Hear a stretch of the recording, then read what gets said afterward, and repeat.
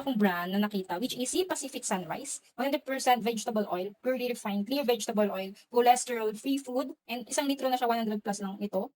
Ayan. Meron na din siya, fortified with vitamin E.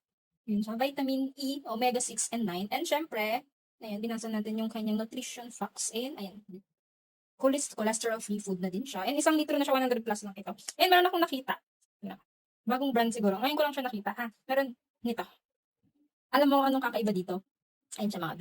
Garlic flavored oil siya. Mahilig kasi ako sa garlic. Ayun siya B. Nakikita mo yung garlic na dito.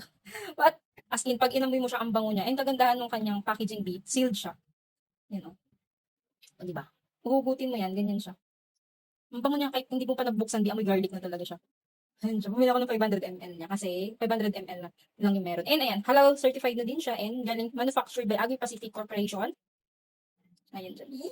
Ayun, nakakita ang garlic. And ayun nga, cholesterol-free food na din siya. 500 ml, nasa 80 plus lang siya. So, para sa akin, mura na siya kasi may garlic siya. Oh. Diba? Ayan. Yun lang, share ko lang and ayun yung binili ko. Yung mantika na, walang garlic and ito yung may garlic. Diba? Ang ganda. Yun lang. Share ko lang. Sa Robinson siya nabibili mga B. Pero di ko alam kung meron din sa TikTok. Check ko kung meron. And maganda na kasi siya, meron siya nito. And ayan siya. Pacific Sunrise, cholesterol-free food na din. And itong gusto ko, garlic. Yun lang.